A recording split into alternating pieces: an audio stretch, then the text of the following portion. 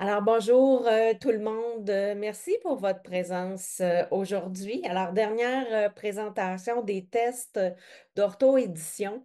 Le webinaire va être disponible sur la boutique en ligne, en fait, là, directement avec le produit si vous ne pouvez pas écouter jusqu'à la fin. Alors, je vous présente le PLEA, un test qui a été en fait édité en 2010, donc il y a quand même 15 ans d'âge. C'est un test qui permet d'évaluer uniquement, donc ça c'est vraiment probablement un des seuls tests que je connais qui, disons, a beaucoup de sous-tests, mais qui a la qualité de n'évaluer que le langage complexe ou le langage élaboré. Donc, c'est sûr que c'est jamais un test que je ne fais. En fait, c'est pas un test que je fais passer uniquement. Il va venir compléter mes autres tâches d'évaluation. Il va venir solidifier certains éléments au niveau du langage. Et j'ai eu une très bonne question avant de commencer le webinaire. On m'a demandé c'est quoi les tâches, disons, clés que tu fais passer. Alors, je vais vous parler un petit peu là, de celles qui me paraissent les plus pertinentes. C'est sûr que ça va toujours dépendre aussi des autres outils que vous utilisez, mais sachez que c'est vraiment pour le langage complexe. Donc, ça ne va pas tout couvrir au niveau du langage. Il faut vraiment bonifier avec d'autres tâches. Le PLA a quand même beaucoup de sous-tests, donc je vais essayer aussi de vous catégoriser les types de questions ou les types de tâches qui sont proposées.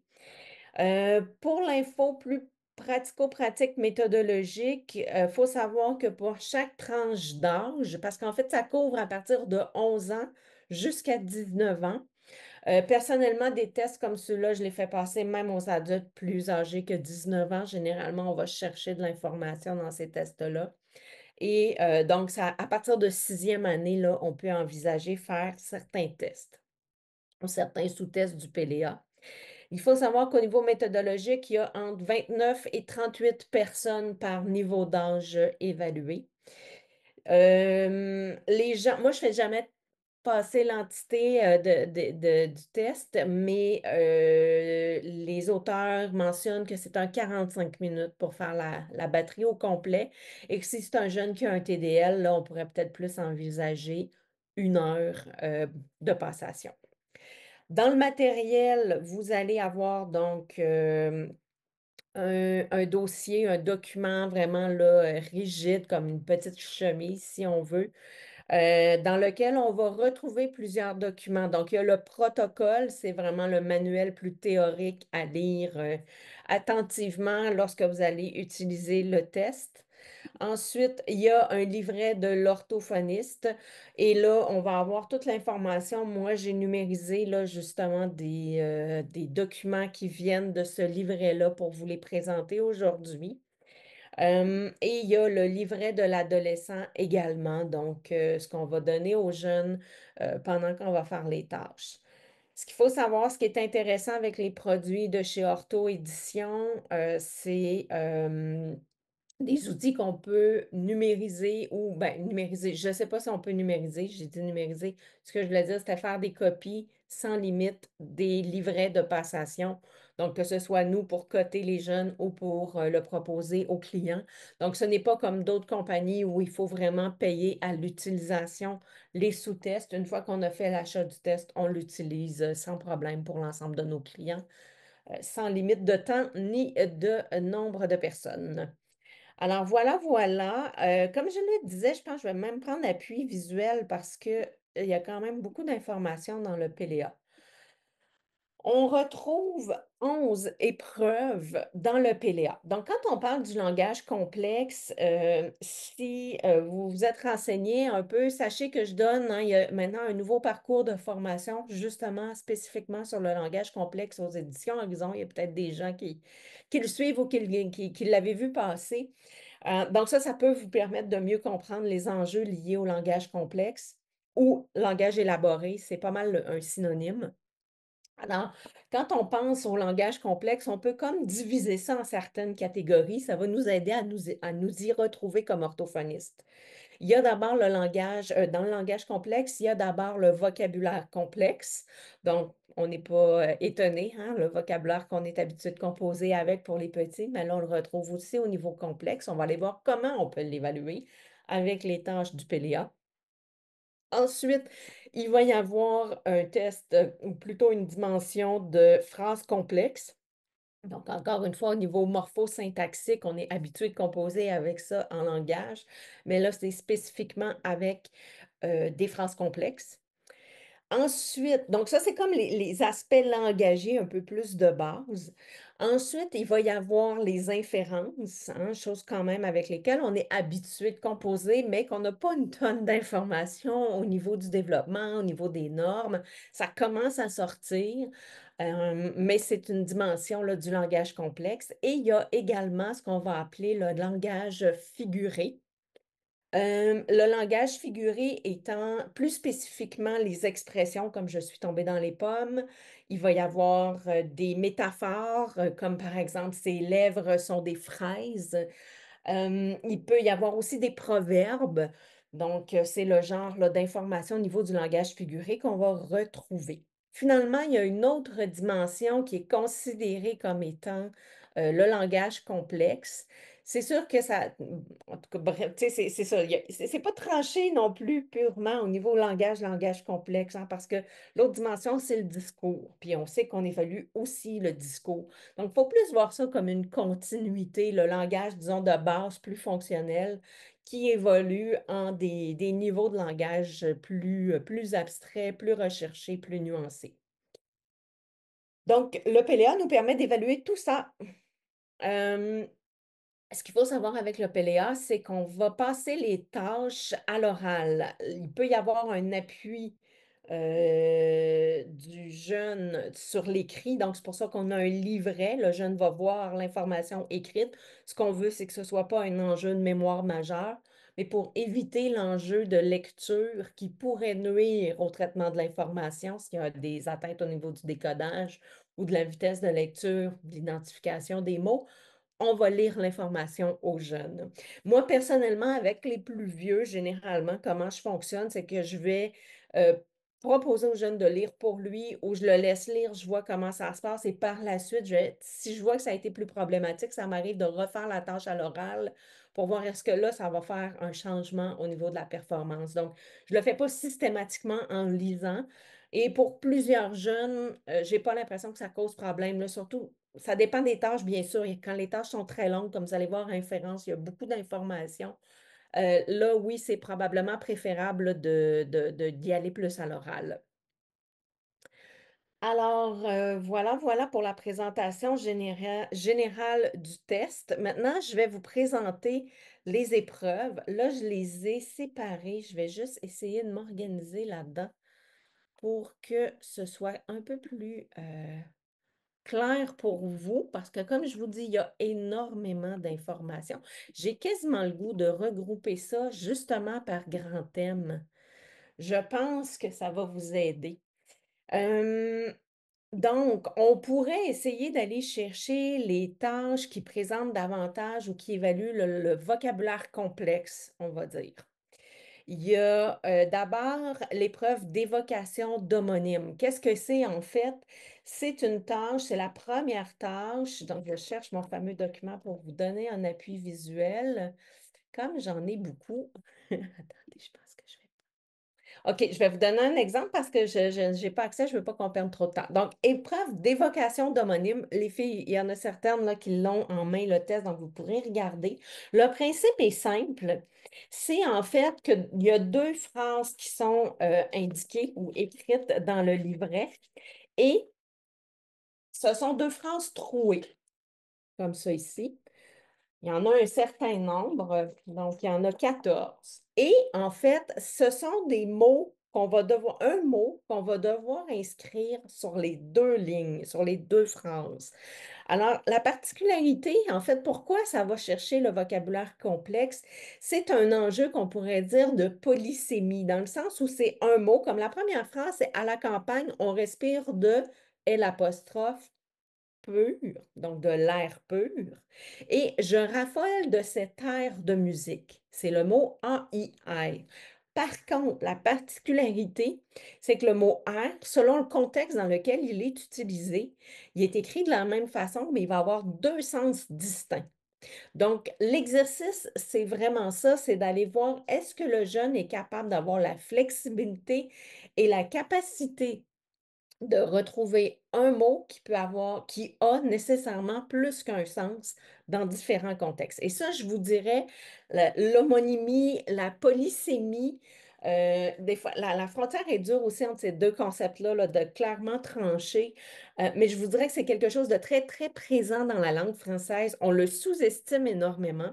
Donc, ça peut être une tâche quand même intéressante à effectuer. Généralement, c'est pas une des tâches que je vais faire en premier. Souvent, je vais avoir assez d'informations avec d'autres tâches pour pouvoir évaluer le vocabulaire complexe. Mais sachez que ça peut être vraiment un outil intéressant. Si, dans le fond, les cas de figure où je vais aller chercher et utiliser plusieurs tâches, dont par exemple celle-là pour documenter le vocabulaire complexe, c'est quand je vois des défis au niveau du langage, disons plus fonctionnels de base, des tâches comme le famille de mots self, qui est difficile, mais que le jeune arrive à s'en tirer, mais la façon dont il me répond, les réponses qu'il me fournit, j'ai quand même des doutes. Alors, j'aime bien aller approfondir les habiletés du vocabulaire complexe avec ce type de tâche-là, celle-là ou d'autres. Puis là, il y en a d'autres que je vais vous présenter. Alors, ça, c'est une première tâche vocabulaire complexe. Ensuite, je vais rester dans le vocabulaire complexe et on va aller au niveau des similitudes. Donc, la similitude, c'est la tâche numéro 7. Et celle-là, je l'ai, donc je peux vous la présenter. Hum, c'est le genre de tâche, je trouve qu'on n'a pas tant d'informations au niveau du vocabulaire complexe. Et moi, en lisant sur le sujet pour monter ma fameuse formation, j'ai vraiment comme donc, élargi mes perspectives concernant le vocabulaire. Je pense que ça, c'est une des façons de faire.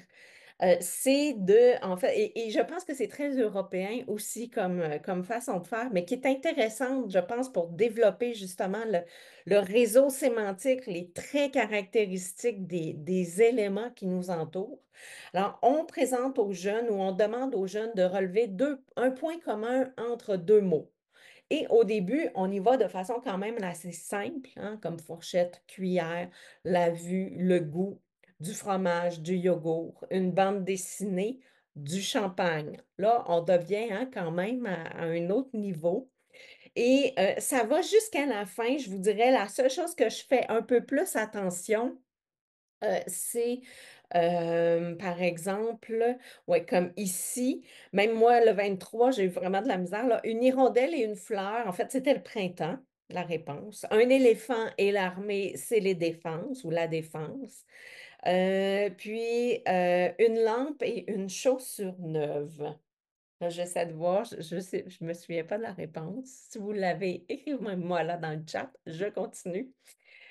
Donc, c'est ça. Il y a quand même une certaine mise en garde à faire avec les dernières questions parce que ça dépasse un peu les traits sémantiques partagés entre des éléments, hein. On est plus dans le jeu de mots, donc à un niveau plus abstrait et je pense qu'il faut quand même faire attention à ce niveau-là. Mais il peut y avoir des informations quand même très intéressantes qu'on va aller rechercher à travers qualitativement les réponses qui sont fournies par un jeune. Donc, voilà pour le PLA similitude. Ensuite, si on continue avec le vocabulaire complexe, je pense que ce sera la dernière tâche de vocabulaire complexe. Ça, c'est aussi, je vous dirais, quelque chose que j'ai beaucoup découvert et approfondi, puis que je me donne comme défi d'approfondir davantage. Euh, les définitions de mots. En fait, en lisant des trucs dont là, la thèse de Vincent, là, je veux pas, souvent j'ai tendance à briser les noms de famille, là, Bourassa Bédard ou Bédard Bourassa, qui a fait son doctorat sur l'accès lexical, donc en lisant entre autres sa thèse et d'autres trucs autour de l'accès lexical, j'ai réalisé que les tâches de définition de mots avait vraiment une valeur au niveau de l'accès lexical, mais aussi au niveau du TDL. Donc, moi, c'est une tâche que je fais de plus en plus passer avec le Self 5 qui est à partir de 9 ans et plus, là, on a une tâche de définition de mots, chose qu'avant, je ne faisais pas du tout. Maintenant, je le fais. Je trouve que ça permet d'aller chercher des informations intéressantes, mais parfois, je reste un peu sur ma faim. Et honnêtement, je pense aller davantage là, vers le PLA de définition. Je pense qu'il peut être très intéressant, mais à expérimenter. Donc, je vous explique en fait le contexte de la tâche. Chose qui est intéressante aussi du PLA, c'est dans deux sous-tests que c'est comme ça. Il y a possibilité de faire la tâche de définition en deux modalités. Quand c'est possible, ou même des fois, c'est pas possible, mais je le fais quand même de cette façon-là. En fait, on va tout simplement demander à froid, le jeune n'aura pas devant lui les choix de réponse, mais on va lui demander de nous définir qu'est-ce que c'est une grue, un aviateur, une caverne.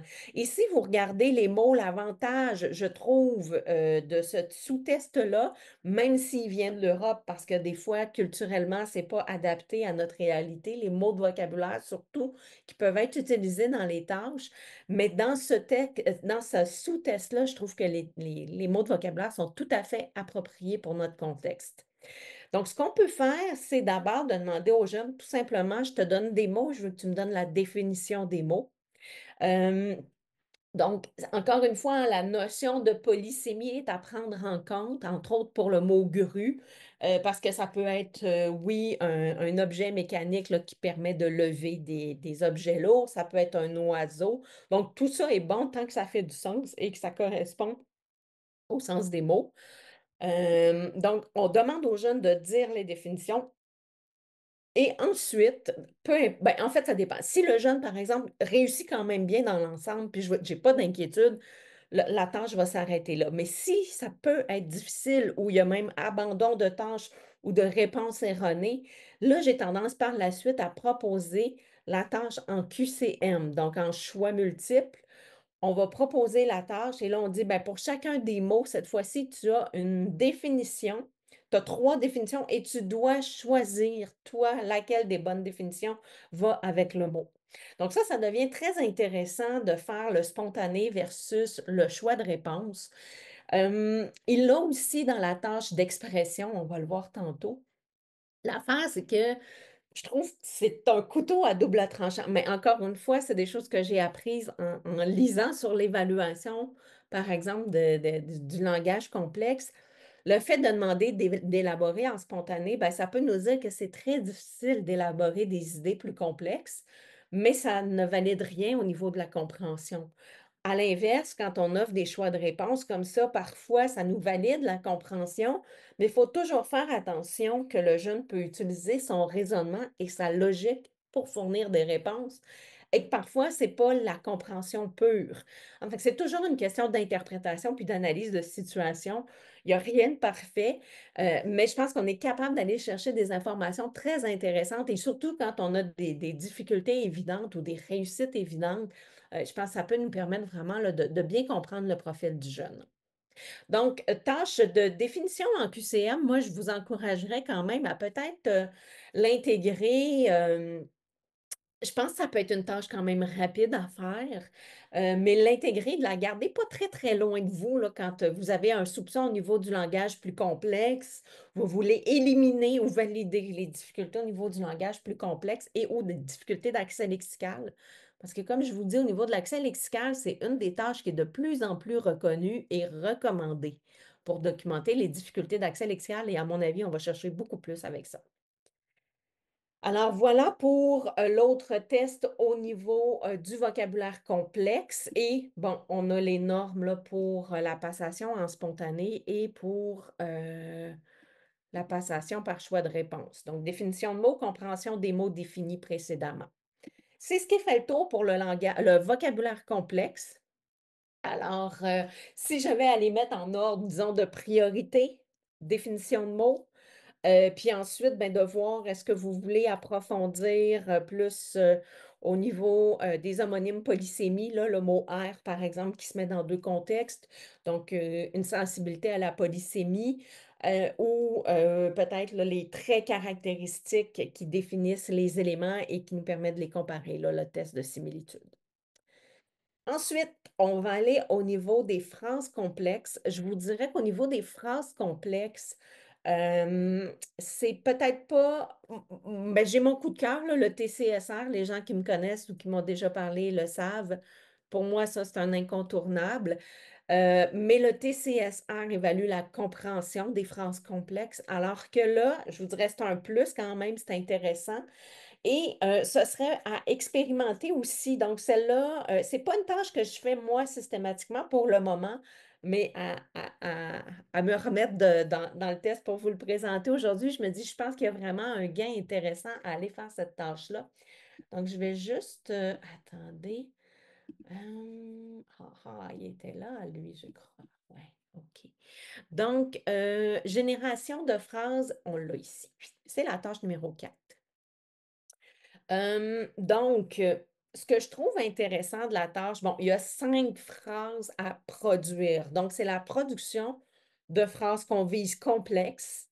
Euh, il y a quand même certaines conditions qui impliquent justement la production de phrases complexes. Donc, ça, c'est quand même intéressant hein, parce que quand justement je fais par exemple, le self avec les jeunes, je vois des faiblesses, des fragilités au niveau de phrases complexes, mais ça ne ressort pas suffisamment au niveau des résultats. Mais parfois, de que faire des tâches au niveau du langage complexe, ça permet justement d'aller chercher des choses qui ne ressortent pas de façon évidente entre autres avec le self en formulation de phrases. Alors, l'avantage, c'est qu'on a 5 contextes qu'on va donner aux jeunes et on lui demande par la suite de compléter la mise en contexte en utilisant 2 mots spécifiquement. Et là, ce qui est intéressant, c'est que par exemple, pour le numéro 1, on oblige l'utilisation d'un marqueur de relation qui est parce que. Dans le 4 aussi, on oblige l'utilisation du bien que. Et dans le 5, on oblige l'utilisation de alors et de si. Donc, nécessairement, par ces contraintes-là et par la mise en contexte, ça va amener le jeune à devoir produire des phrases plus élaborées, plus complexes et justement d'apprécier cette habileté. Donc, ça, je voudrais garder là pas loin. C'est une tâche qui peut être très intéressante à utiliser. C'est, je crois, la seule au niveau des phrases complexes. Donc, un beau complément avec le TCSR qui, lui, va documenter la compréhension de phrases complexes. Donc, je vais vous présenter maintenant ce qui est le langage un peu plus, le langage figuré. C'est une tâche spécifiquement qui est explication de métaphores, métonymie, périphrase. En fait, ce test-là, un peu comme le vocabulaire de tout à l'heure qu'on demandait des définitions. Alors là, on va aller chercher la compréhension plus, on va dire, d'expression. On a 14 expressions ici qui sont listées et on va demander aux jeunes de nous expliquer ce qu'elles veulent dire. C'est certain qu'il y a certaines expressions qui sont vraiment moins familières au Québec. J'en suis consciente. Il y en a d'autres que non. Globalement, je pense quand même qu'on est capable d'aller chercher des informations pertinentes en réalisant ce test-là. Généralement, moi, par souci de temps, je vais plus faire passer le QCM aux jeunes parce que les mêmes expressions, on va pouvoir les présenter aux jeunes avec 3 choix de réponse et on lui demande d'encercler qu'est-ce que chacune signifie. Encore une fois, je pense que les deux peuvent être très intéressants en voyant l'aspect expressif. Est-ce que le jeune arrive à préciser, aller au fond de sa pensée par rapport au sens des expressions? Est-ce que c'est impossible d'exprimer ce que ça signifie, mais la compréhension semble bonne parce qu'il y a un choix de réponse? Donc, tout ça nous permet d'avoir de l'information. Et sinon, ce qui est intéressant d'aller chercher, donc ça, c'est une tâche que moi, personnellement, je fais systématiquement passer pour tous les jeunes, à moins vraiment là, que j'ai un jeune avec un trouble TDR sévère, évident, que je ne veux pas mettre en échec. Outre ça, ce qui est très rare, je la fais passer systématiquement parce qu'on a très, très peu de tests hein, qui permettent de documenter la compréhension d'expression. Puis ce qui est intéressant après ça, c'est que souvent, je vais demander aux jeunes, en connaissais-tu des expressions? Ah, la plupart, je ne les connaissais pas. Il y en avait que je connaissais. C'est comme il y en a, c'est avoir des antennes, être suspendu aux lèvres de quelqu'un, obéir au doigt et à l'œil, passer à travers les mailles du filet. Donc, c'est quand même des expressions qui sont, disons, plus familières au Québec avoir du pain sur la planche. Donc, c'est possible aussi d'interpréter, est-ce que, par exemple, celles qui sont plus liées au Québec vont être mieux comprises? Ça pourrait être une possibilité, mais souvent, ce qu'on peut voir, c'est quand c'est plus difficile puis qu'il y a une interprétation, disons, plus littérale des expressions. Alors, les résultats ressortent et là, ça devient quand même évident. Généralement, je vais chercher l'information que j'ai besoin.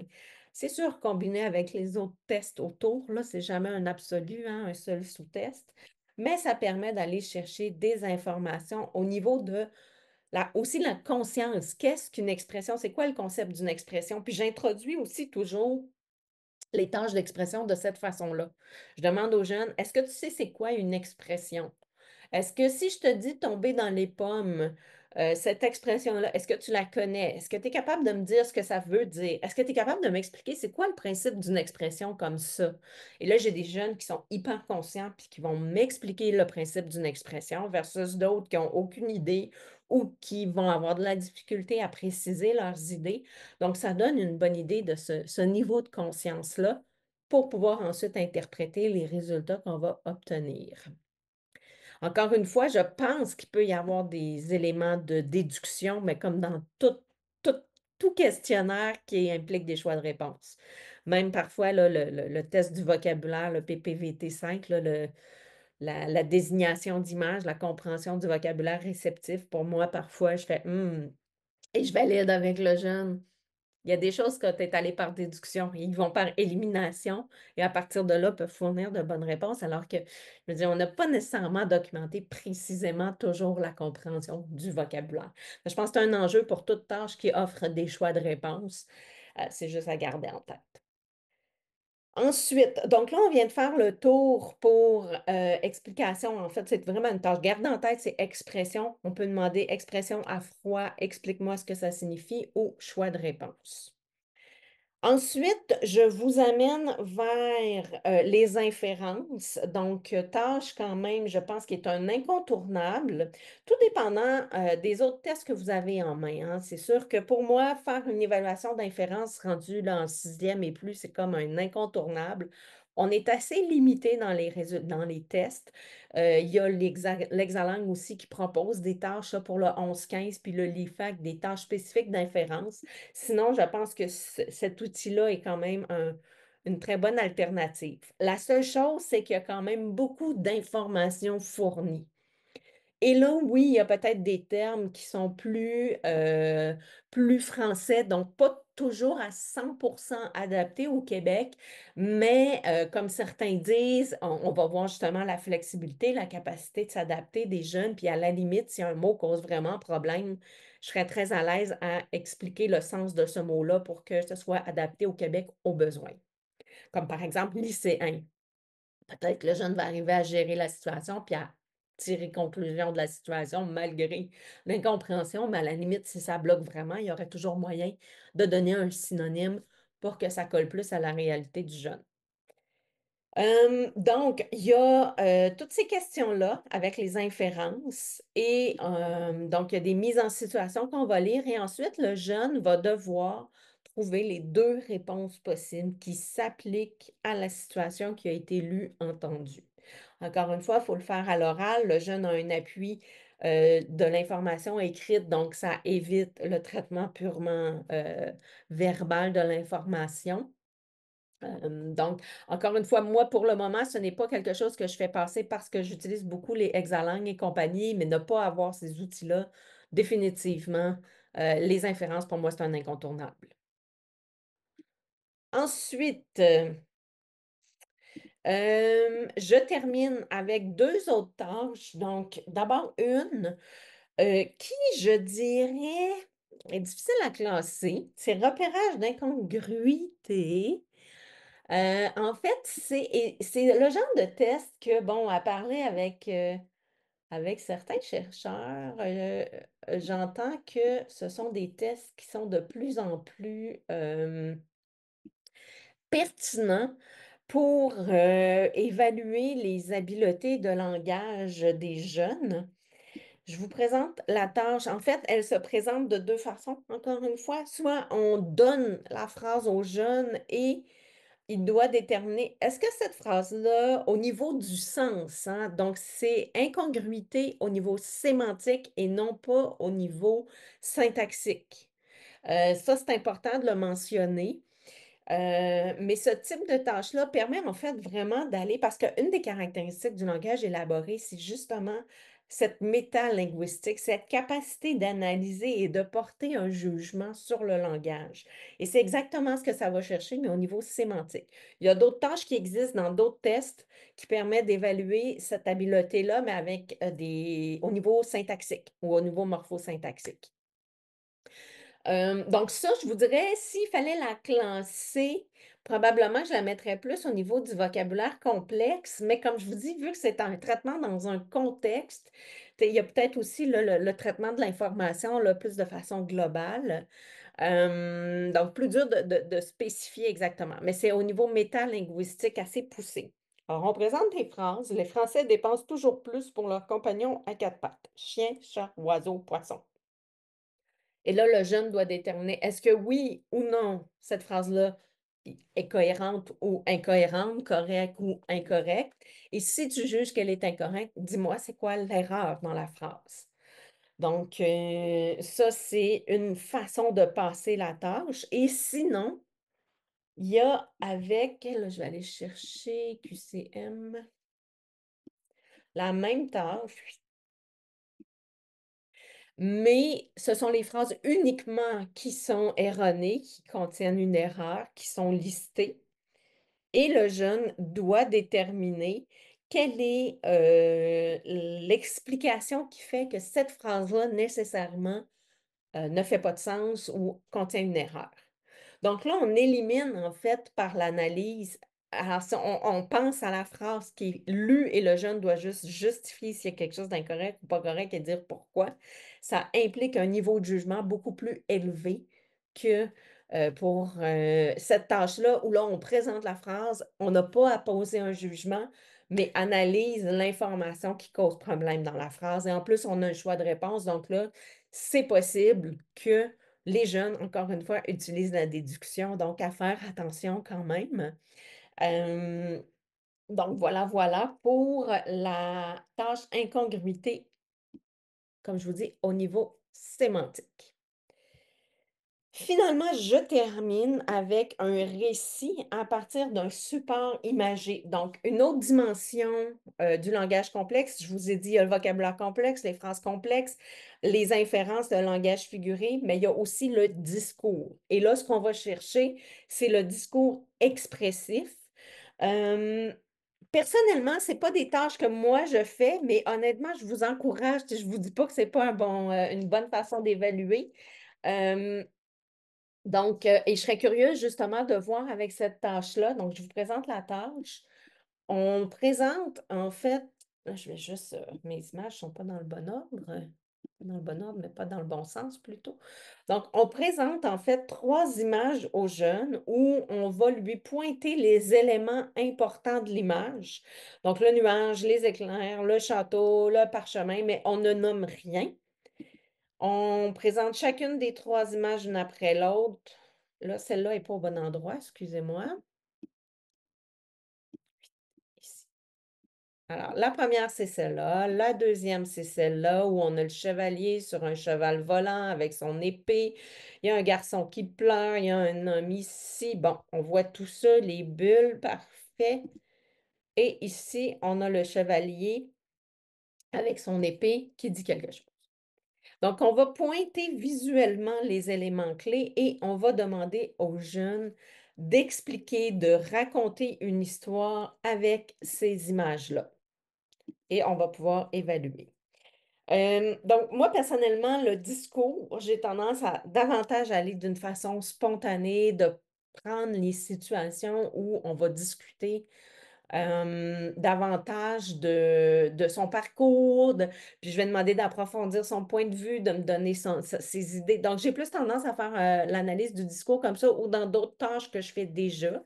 Mais comme je vous dis, je ne pense pas que ce soit une mauvaise façon de faire, mais je ne peux pas vous en dire plus par rapport là, à la passation de cette tâche spécifiquement.